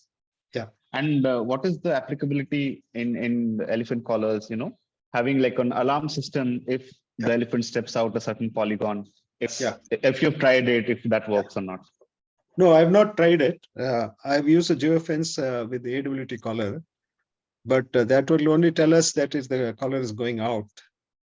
But the AWT collar, since it's connecting to the satellite and coming back, the data will be too late for us to. It will be only post-mortem. The elephant has already crossed the fence. I see. So the GSM collar, it can actually set up alarm. It can do all that. Already, Valpare, they have GSM collars which are activated by phone. No. I mean, yeah. So the same thing can be easily incorporated into a GSM collar, and as it comes towards any particular fence, it can be programmed to send as a message to all the this thing. See, there is in telecom communication, there is one policy where you can use a frequency which will transmit the data to everybody in that network. See, you have 5 or 6 different cell phone companies. You can only communicate to one of them. This is called cell broadcast, it's called. Actually, India is not using it. It is used for emergency communication. If there's an earthquake or a major threat, then the government can use this frequency. They can talk to all the cell phones in that area. If something happens in Mudumalai, then you can talk to all the cell phones around Mudumalai. You need not send it. So we need to try and get DOT to get that activated. So that will help us a lot, because then you can the caller will communicate to only people suppose I do not know your landscape, but suppose I'm talking about my landscape. If some animal is coming towards Gudlu town, it can communicate to everybody in its path that the elephant is coming, or we can program it to tell the forest department, the anti-depression squad, and maybe the police that there is an elephant moving in this direction. It is very possible, and we need to only sit with some engineers to do the programming. Hi, Mohanraj. Great. This is Thank you so Arindran much. here. Hi, Sanjay. Yeah. Arindran. Hi, Arindra. How are you? I'm fine. Yeah. I've been wanting to just Yeah. express few of my observations. Yeah. Well, hi everyone. This is Arindran from WLF India. I've been working with Mohanraj and with WLF last almost 25 years. I've been using collars from 90s, right from VHF to now satellite and all the vectronics or whether it is AWT. One major issue with all this collar business is that the battery life, irrespective whether the size of the GPS chipset or low flying satellite, the major issue is going to be the longevity of the battery life and battery size. That's one of the major challenge which need to be addressed in the longer run. So all the collars, like whether it is tiger, leopard, or let's say carnivores or any herbivore which you've been using last almost 18-20 years, the major issue we felt was with the battery life. So we really need to think towards that, how we are going to address it, irrespective whether if you're using a GSM based or even if you're going to use a LoRaWAN. The battery life of the equipment is the most challenging thing. So probably we can discuss more about that if Mohanraj also is willing to. Yeah, when you look at battery life, LoRa seems to be the best alternative available at the present, but it has stopped me from working because of the frequency. All the equipment available in Europe and other developed countries are in a different frequency, and the Indian frequency which we are allowed to use is a different frequency. So that is why I have not been able to proceed in that direction. So we are not able to find any gateways in our frequency. There was a recommendation by the Telecom Advisory Committee that we shift our LoRa transmission frequency to the internet, what Europe is following, but nothing has progressed in the last few years that I know of. Might have happened, but I do not know. That consumes very less power because it is only transmitting just the latron and whatever sensor you have on board. So it doesn't need to establish a link like a satellite. It has to establish a link, then only it can transmit. Even a cell phone, it has to first connect to the tower and say, have a handshake. So there's some power lost. And especially this power loss is very high when you're in a fringe area, like what the previous speaker showed us. In that area, the battery consumption will be much higher because the towers will be weak. So this module will keep on trying to communicate. But now, Mohanraj, again, even the 5G is going to come through also, but until we have some repeaters or towers within the protected areas, which is going to be a little difficult giving a core area somewhere. If they allow us to build some, then that might enhance the power of a LoRa, and but still, the inbuilt battery is going to be always a question. That's where we need to really find a solution, irrespective of again. I'm going to repeat that. But if 5G is now put on, what the government is talking about putting 5G on low Earth orbit satellites, once they do that, see, they are just the company which is launched that 36 satellites last week is negotiating with the government of India and partly owned by Indian. So the government of India may be very open to listen to that person. And if that happens, then they get this 5G on this low Earth orbit, then LoRa, any communication device will consume much less power. The GPS has come very small now. It's a satellite system, and it's consuming very little power. And as days goes by, we'll get modules even smaller and consuming less power. So GPS. I understand. GPS is eventually, like last 15-20 years, the evolution of GPS technology, consumption of power has really gone down. From a huge dry batteries to now in pencil cell we can use. But again, the limitation is going to be the transmission and where the animal is and the vegetation type and the terrain. Many things going to come into pictures. So as a collar replacement for the present situation with the collars, what we have, it is also come a long way, from last 20 years, from there to VHF and to GPS. Now with improvisation of the battery life and the location accuracies, a lot of things have really improved. But I am really looking forward to the low flying, orbit, low orbit LEOs. Probably that will really change the picture. But again, it needs to be tested and seen how it's going to work in the longer run. Yeah. And presently, what is happening is we are getting a lot of modules made by international companies at very low prices available. So if somebody establishes a manufacturing center in India, we would be able to do this at a very cost effective. That's true. That's true. Yeah, because again, it has to be, viable, commercially viable also. That's one reason, like people, it really doesn't allow industries to come forward to manufacture collars in India. Otherwise, we don't have to import so expensive collars. But again, it might work with larger mammals. I don't know how much it's going to work in a smaller carnivores or let's say in a prey species or something, which is at it's going to reach a grass level, a grass height, or it's going to be suppose it gets into a den or something, or let's say it's a denning animal. These challenges will be Here the challenges have been easily addressed with the smaller carnivores with the much lesser home range, the smaller range capacity. They have put smaller sensors which communicate to posts along the border. They know the home range. Say for example, Mudumalai, you have camera trap locations. Instead of camera traps, you locate these sensors which read the embedded chip when it passes through. So LoRa, they have done that. LoRa, they have done that. I think probably RFID tag with RFID tag only. Answer for that.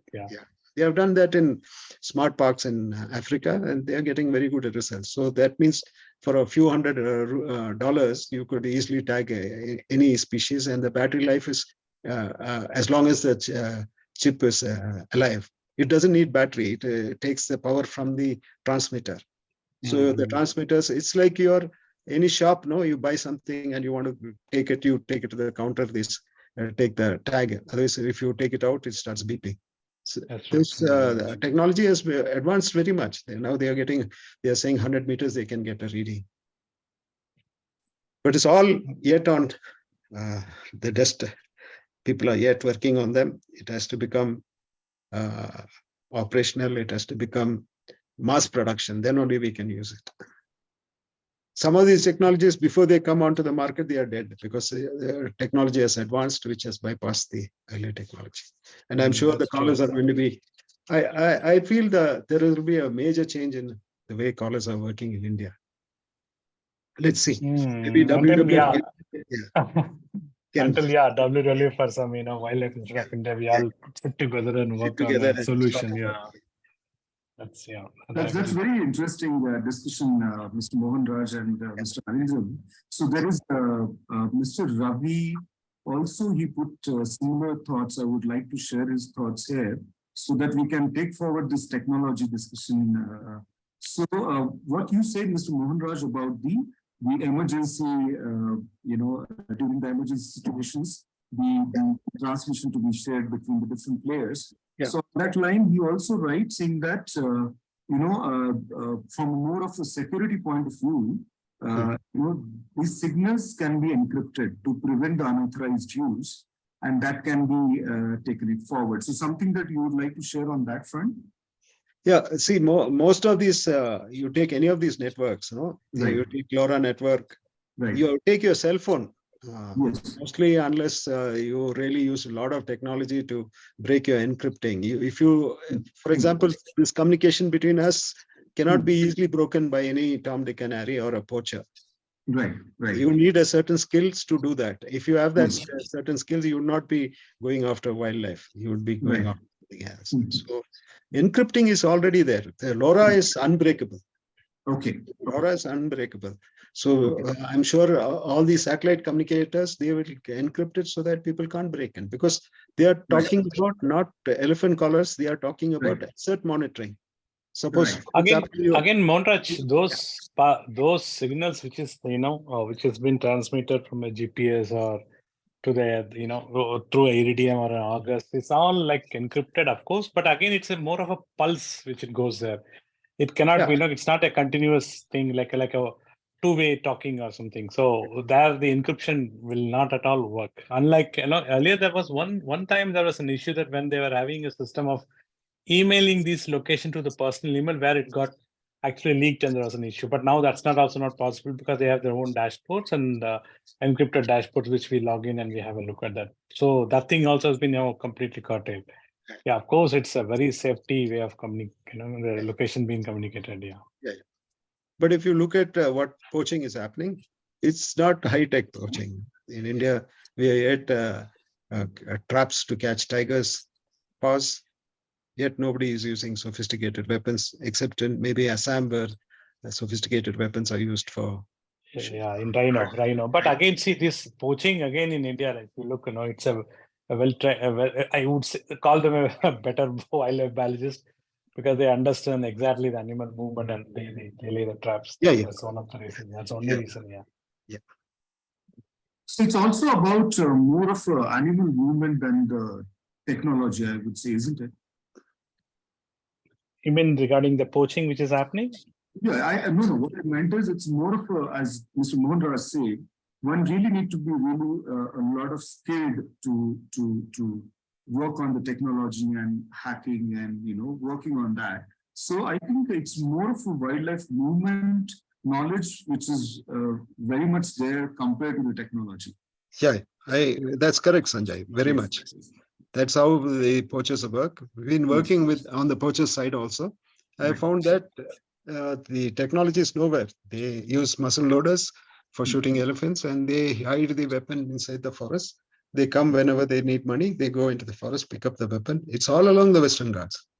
As far as I know, it's in Tamil Nadu and Kerala, but I do not know if elsewhere. No, that's true with other places also. With the local tribal, if they get involved with them, they are better reader of, they understand better the animal movement within any particular areas or in the French areas, and they very well, their effort in trapping an animal is very less than a researcher sighting or let's say identifying an animal. No, they are so perfect in that. That's how the poachings, capturing them or catching them live with a poaching case. It's very, very difficult because they are a close network with the local tribals and they put effort. In one night they can capture or they hunt a tiger down. Yeah, tiger or let's say elephant probably in south. Yeah. But this is only a social problem. If we were able to address the requirement of the community, the community is very, very low requirement. They don't need millions of dollars. They need thousands of, maybe lakhs of rupees. It can be solved very easily. It's a very interesting conversation, and I'm sure we can go on. I just would like to, take few questions. Sorry, we have moved away from the topic. Just now, even Aritra had actually some commitment at 7:30. I requested him to stay back. So he just requested to you that he would like to leave. So I'm letting Aritra go. And meanwhile, I'll take one question which has come from Julie Stanford. So where she asked for the male elephants you tracked, did you observe any changes when they were in must? Also regarding the males, did you observe any social behaviors with conspecifics? See, my tracking of elephants is not in the field. I have been sitting on a computer getting the data. I transmit the data to the forest department, the field teams who cannot access data. So very little information. But during must, we had 2 elephants which is are in must. And both of them just moved very fast. They didn't affect any humans. The tracking teams have seen the elephant. The elephant keeps moving. And when a musk elephant comes in that area, the field teams know there's a musk elephant and they are very, very wary about walking in that area because the elephant is dripping urine and it's dripping, the musk gland is dripping that oil, which sends a scent of the elephant around. And anybody who has smelt a musk elephant will never forget it. So, So it is never a problem. The people have never ran into elephants with must. The must elephant is mainly not feeding. He's only looking, smelling, calling, sending infrasound to the any estrus female, and if she replies, he's there into that herd. Right, right. That is not from the field of experience, but just Right. general knowledge, I'm saying. Yeah. Sure. So there are certain questions which are already answered by Aritra, so I'm not taking those. So there are a question which is asked by Mr. Amlan Goswami, and you mentioned about elephant sleeping, Yeah. that is again a data analyzed. So Yeah. he's asking, is it through the accelerometer in the collar or through minimal movement of the elephant? How it has been determined? See, the two ways. We don't have an accelerometer on the collar yet because Right. we tried putting on. It was very expensive. The company wanted a lot of money for transmitting the data, so we don't. Right. But I'm Right. saying, see, this especially the last elephant which we have been following is totally followed 24/7. Right. Night and day, there's a team around is the elephant. Because, there is a. So they know exactly when he is sleeping, and you can hear the elephant snore, all that, and that matches with the collar reading. Right. There is no movement in the collar reading at that time, or very little, because of the error in the GPS. We get a movement in the collar. It is not a fixed place, but we will get about 10 meters, 15 meters circle. So I showed for that elephant PM2 that we were able to confirm. I was able to tell where the elephant sleeps. And you can say that roughly that time, every day he goes to sleep.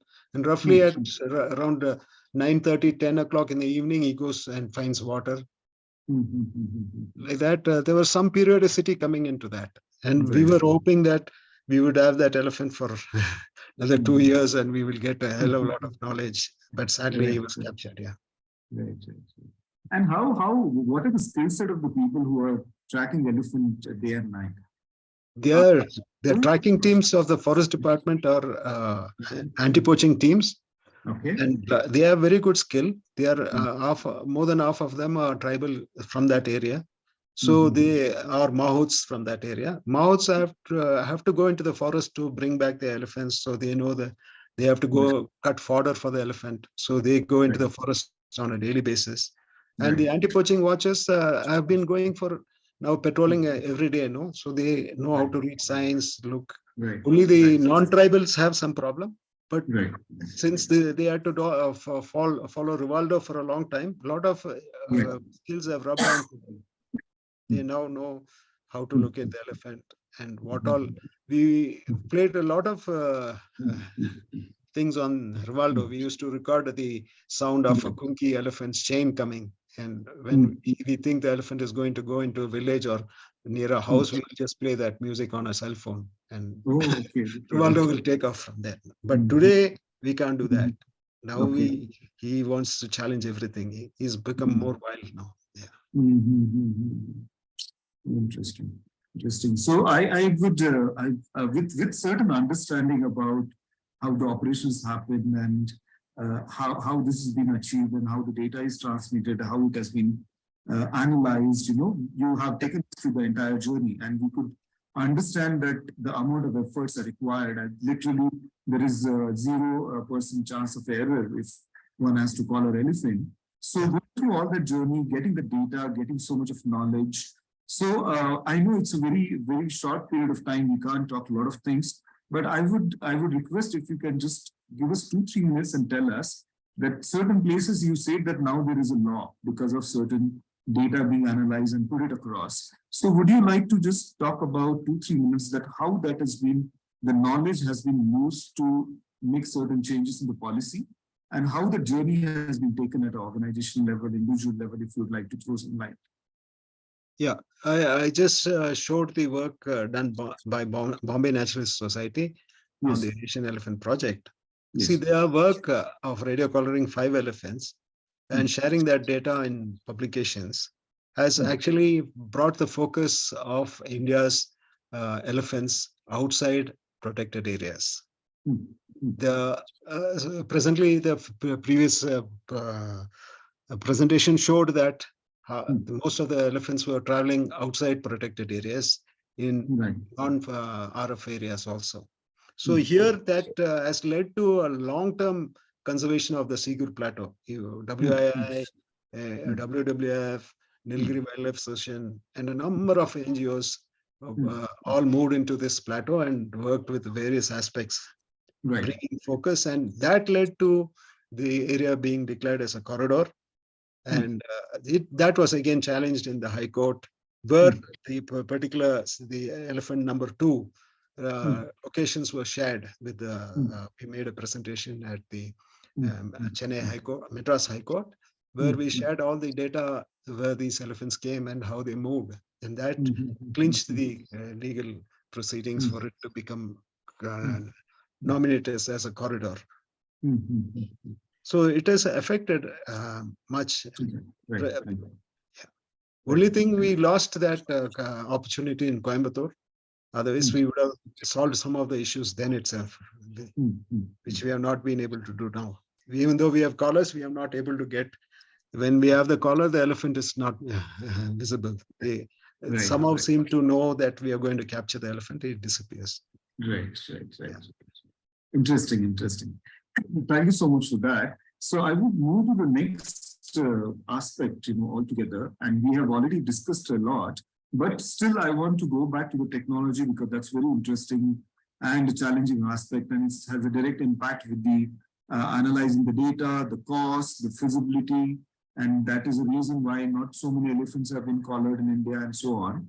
So when it comes to a policy level, is there anything has been done so that the technology, the entrepreneurs, the startups are working on it, and then there is something which comes out in the market? Because as you say, by the time something comes to the market, the technology is so dynamic that no more that idea is sellable or it's useful. So in that context, is there any attraction by different organizations which has been created, which can help to help entrepreneurs and startups to work on this as an opportunity?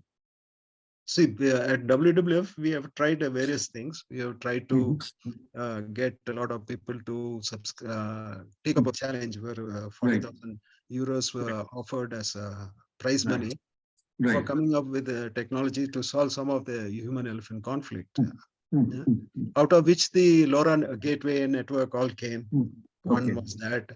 Then we got this thermal imaging to artificial intelligence of using thermal imaging to detect elephants at very low cost. What is happening in automobile industry, presently in North America, 4,000 to 5,000 people get killed by automobile accidents with wildlife. So to avoid that, the government, they have brought it a rule that future cars should have sensors which will detect warm bodies. So there is a small sensor called a Bonson, which presently costs about $1,000. And if that is to go into cars, it will cost a few $100. Within $100, the sensor will come. Once that type of bulk becomes available, then we will find solutions. But in India, we cannot find any. We have approached many times some of the industrial complexes in India to look at some of the issues which we face. We have gone to universities. The universities say, yeah, we will do it. They have been working for the last 10 years without seeing the light of the day. They are able to show something, but making it mass production is something else. And there is the mass production. See, all the industrial houses are interested in mass production.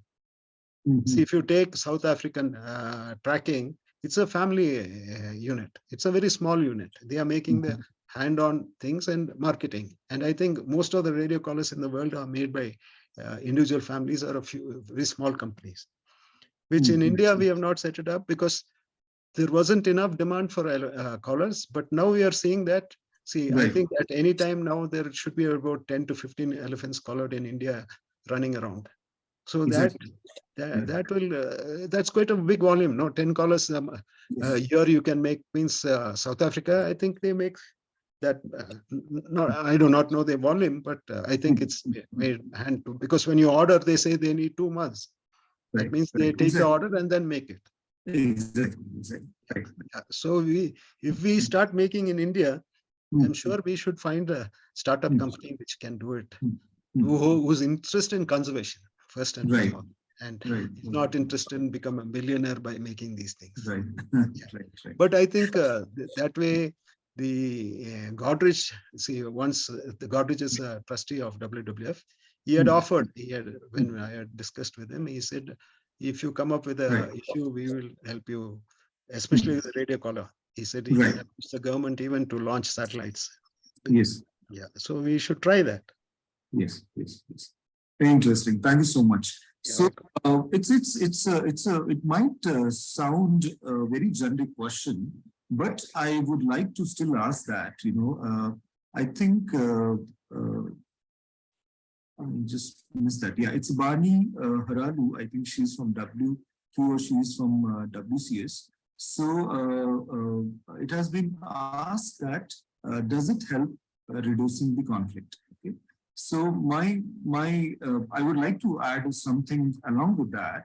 And as you rightly said, that at any given point in time in India, we could see that there are some 10 collars being deployed on elephants in a year.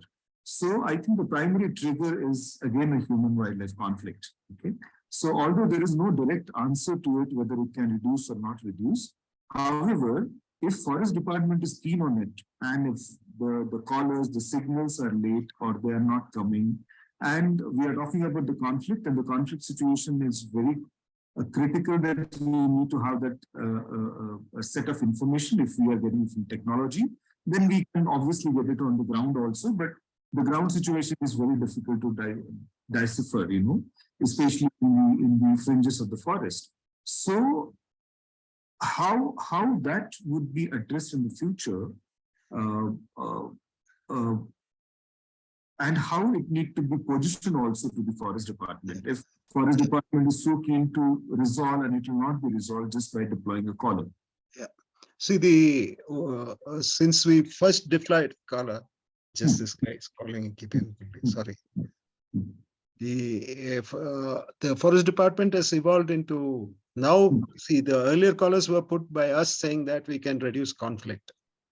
See, with Vinayagan, for example, we were able to contain him within the Gudumala Tiger Reserve and Bandipur, just by telling the Bandipur Forest Division that the elephant is coming to you, so get your team together. And our biologists also went on. 1 minute, I just tell this guy not to call me. Yeah, meanwhile, let me add what Mohanraj was talking about. Well, earlier the collars for elephants were more for understanding the behavioral home range and all those things. But recently, past 10 to 15 years, I would call, almost 10 years now, we are collaring animals which are conflict animals. And the Forest Department is more towards willing to give permissions of that. Like, sometimes it happens that I don't want to take name of the state, but they just call me or they call WWF, said, please give us collar, keep it ready, tomorrow we are calling. Situation is such a crisis that, the animal conflict animal, they want all the last few collars which we have now done for elephants, both whether Western Ghats or Assam, are all conflict animals. So the things have changed from, from understanding this behavioral aspect. Now it's all towards managing the conflict animal, understanding, getting an early warning system, using a geofence or an IDA, and using collars to understand where they are moving and whether they're towards a village or not. So it's becoming more, they are looking this collar technology more towards, in controlling the conflict animal or giving a solution, or they are looking at it as a solution for conflict mitigation. So that's a change which I feel has happened in the last 10 years.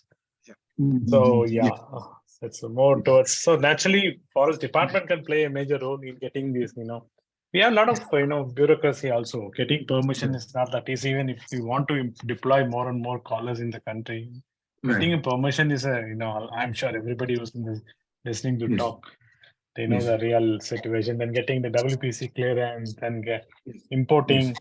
So this actually, discourages many universities, as Mohanraj was saying, had tried using were coming up with technology, but again, mass production is one issue, and second thing is getting the frequency allocations and all those things is a big headache. So Right. that this really discourages. Yeah, that's one of the Right. reasons. Yeah.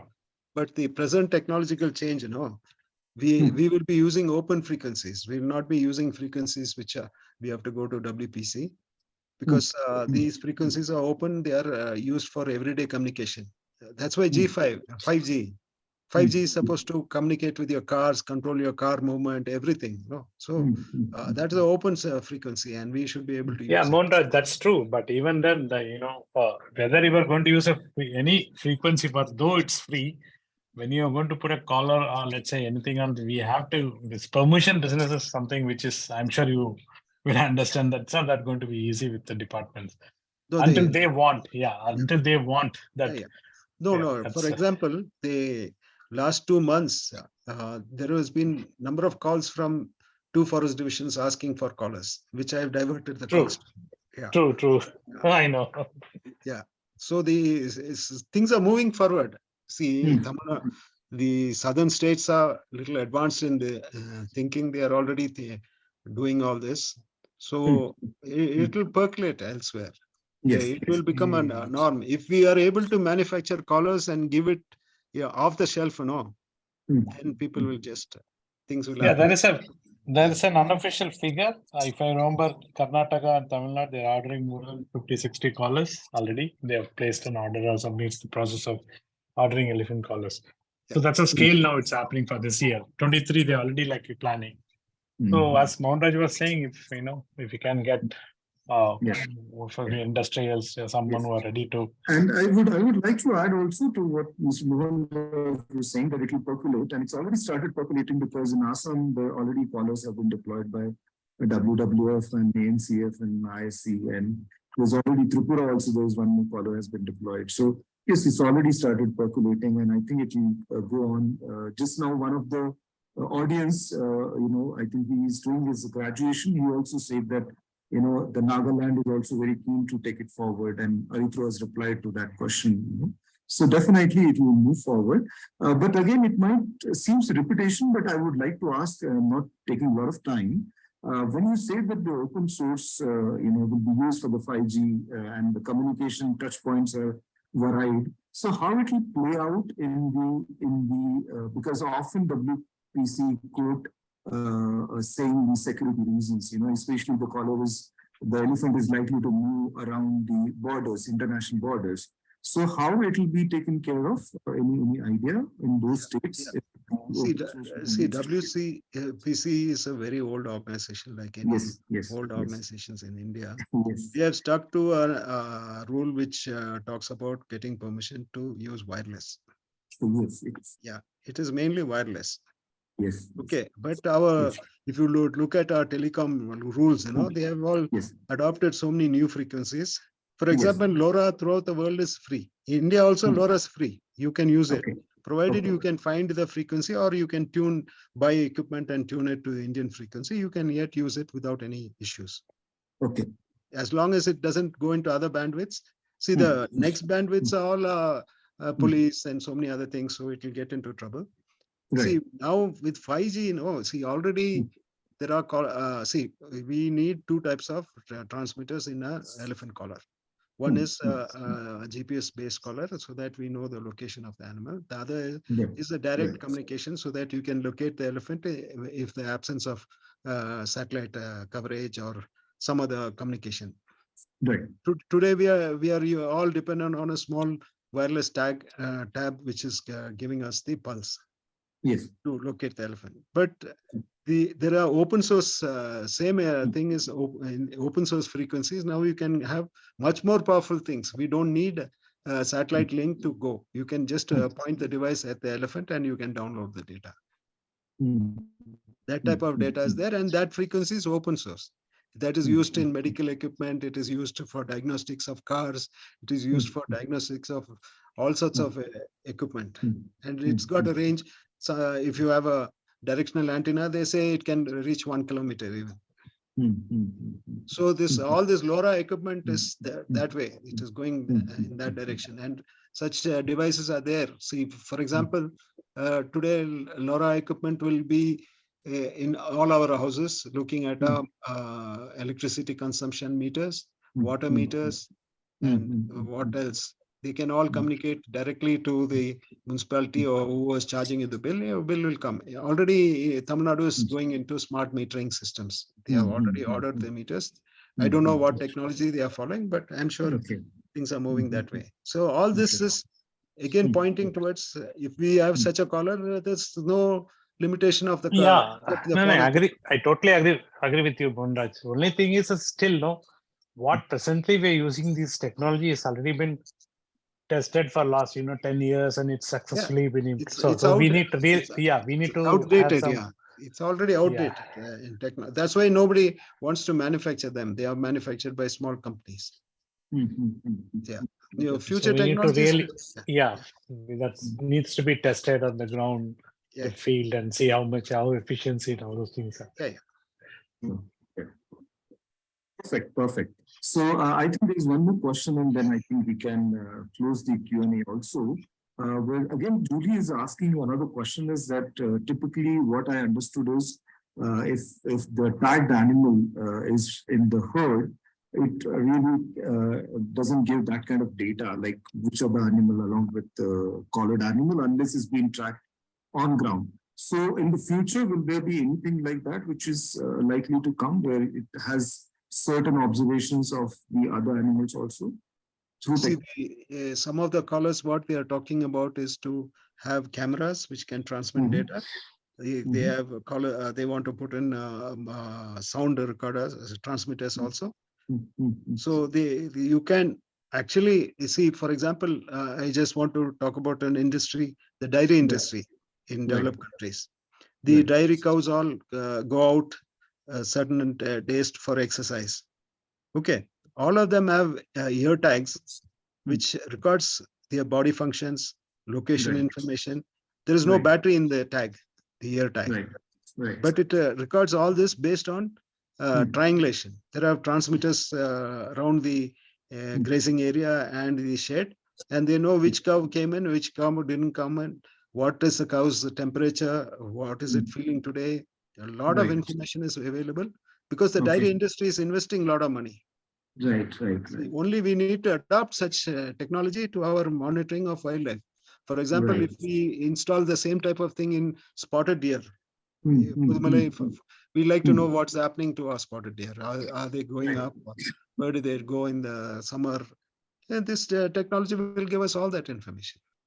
But we have to invest money. See, problem is, I can tell you one, we have invested a lot of money in some equipments which have not seen the light of day. See, one person has a vision, okay, and he orders everything and he says, come on, we'll do this, we'll do that. And once he's out of the picture and the other person doesn't have share the vision.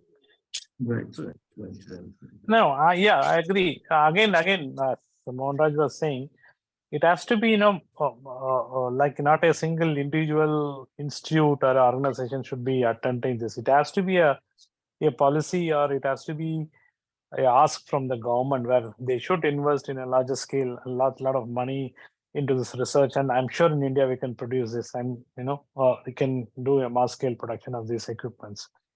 So we also in WF have invested a lot of this sort of small term equipments where we tested and it failed in the ground, and that's it. It didn't see the light of the day. We have invested.